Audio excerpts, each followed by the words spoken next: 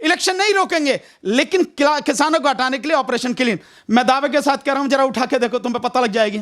उठा के देखो, किसान, एक भी किसान किसी भी मोर्चे से छोड़कर नहीं जाएगा जब तक ये तीनों कानून वापस नहीं होंगे। अगर उदाहरण पेश करने वाली बात है, प्रधानमंत्री सारी जो रैलियां कर रहे हैं, सारी जो रोड शो कर रहे हैं इलेक्शन में, बंद करें सारा। गृह मंत्री जितने रोड शो कर रहे हैं, जो सारी रैली कर रहे हैं, बंद करें सारा। पता लग जाएगी कि ईमानदार कितने हैं, कितने बेईमान हैं, जो मानवता को गिद्धों की तरह नोच रहे हैं। इनकी बात कर रहे हो, ये अपील कर रहे हैं। इनके कितने चरित्र हैं, दोगले तिगले जन क्या क्या हैं, ये कहते कुछ हैं, करते कुछ हैं, दिखाते कुछ हैं। जितनी हमारी संख्या ज्यादा होगी उतना ही हमारे लिए अच्छा होगा, अन्यथा सरकार ताकत के दम पर यह आंदोलन हटा सकती है। पूरी योजना बना रही है, 1 महीने। नमस्कार, आप देख रहे हैं DS4 न्यूज। मैं हूं आपके साथ नदीम अहमद।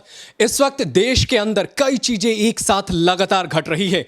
एक चल रही है देश के अंदर वबा महामारी, जो इस वक्त देश के तमाम लोगों को चिंता में डाल रही है, तो दूसरी तरफ किसान का आंदोलन जो है वो भी अपनी चरम सीमा पर है कि सरकार जल्द ही ऑपरेशन क्लीन चलाने वाली है। हर बॉर्डर पर बैठे किसानों को उनको वापस उनके गृह राज्य, गृह जिले में भेजने की कार्रवाई जल्द शुरू हो सकती है। ऐसे में सवाल यह है कि बीच मझधार में फंसे इस आंदोलन को आखिर क्या रास्ता मिलेगा? क्या किसान अपने घर चले जाएंगे? जो कल तक किसान कई सौ शहादतें देने के बावजूद बॉर्डर पर डटे हैं, क्या वो उदास होकर घर जाएंगे?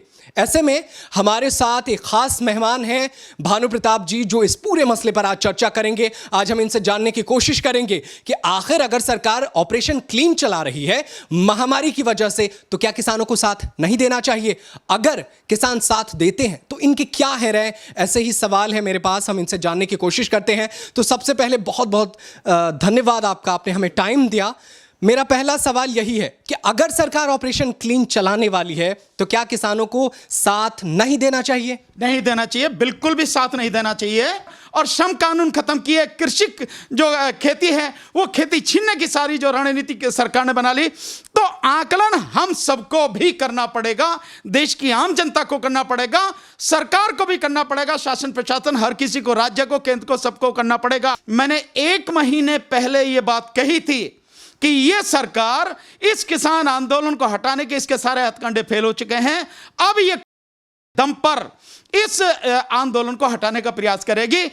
लेकिन सवाल यह है कि आप भी जानते हैं कि 300 से ज्यादा किसानों की शहादत हो चुकी है, और इसमें इस बात से इनकार नहीं किया जा सकता है कि यहां पर राजनीति हो रही है।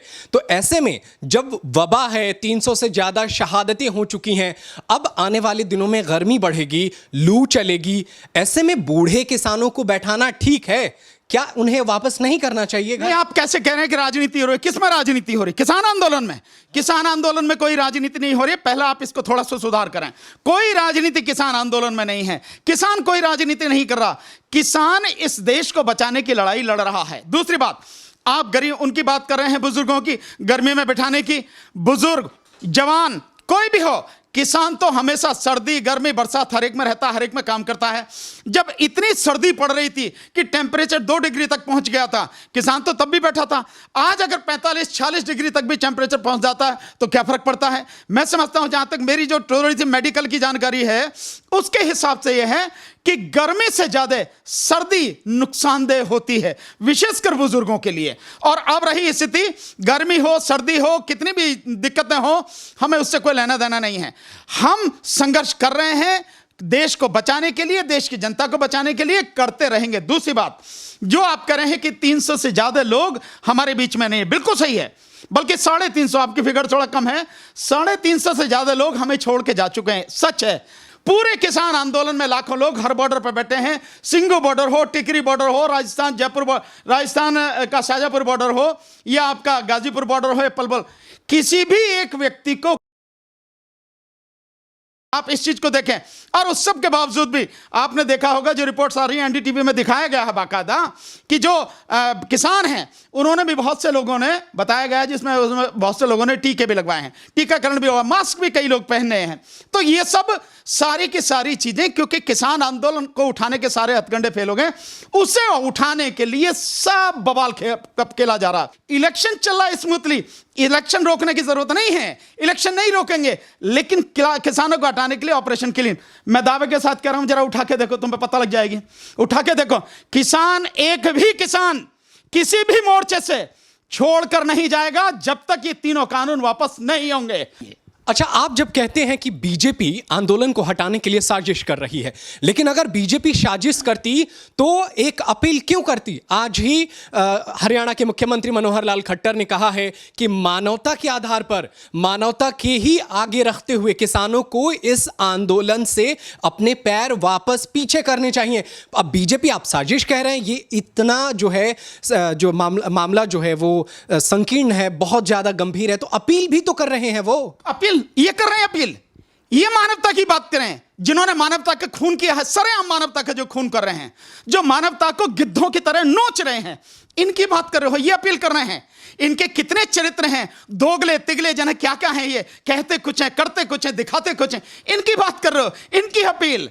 ये जो मतलब किसानों को, इस देश के गरीबों को, इस देश के मजदूरों को, इस देश के बेरोजगारों को, नौजवानों को, महिलाओं को, सबको तबाह करने पर तुला, ये मानवता की बात कर रहे हैं। अगर ये मानवता की बात करते तो किसान को यहां आने की जरूरत ही नहीं थी। अगर ये मानवता की बात करते तो 4, 4.5, 5 महीने होने जा रहे हैं, किसान सड़क पर क्यों बैठा होता? कोई जरूरत उसे नहीं थी। कोई मानवता नहीं है इनके अंदर। ये तो मानवता के, मैं कह सकता हूं, खून नोचने वाले लोग हैं। गिद्ध की सी दृष्टि रखते हैं कि किस तरह से खा जाए, इसे नोच जाए। इनकी बात कर रहे हो आप? अगर आप करते हो, उदाहरण पेश करें ना। अगर उदाहरण पेश करने वाली बात है, प्रधानमंत्री सारी जो रैलियां कर रहे हैं, सारी जो रोड शो कर रहे हैं इलेक्शन में, बंद करें सारा। गृह मंत्री जितने रोड शो कर रहे हैं, जो सारी रैली कर रहे हैं, बंद करें सारा। पता लग जाएगी कि ईमानदार कितने हैं, कितने बेईमान हैं। तो ये सब कहने वाले घड़ियालू आंसू हैं। ऐसा कुछ नहीं था, ऐसा कुछ नहीं है। और मैं आपको बता देना चाह रहा हूं, और आपने, जितनी हमारी संख्या ज्यादा होगी उतना ही हमारे लिए अच्छा होगा। अन्यथा सरकार ताकत के दम पर यह आंदोलन हटा सकती है। पूरी योजना बना रही है, 1 महीने इसे हटाया जाएगा।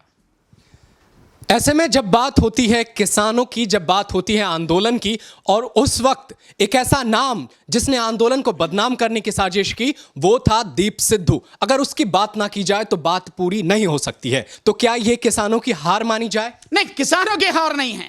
और दीप सिद्धू को आप ये मत कहिए कि दीप सिद्धू जो है आंदोलन के लिए मतलब सबसे घातक वो था। ये षड्यंत्र, ये सब षड्यंत्र करने वाला कौन था?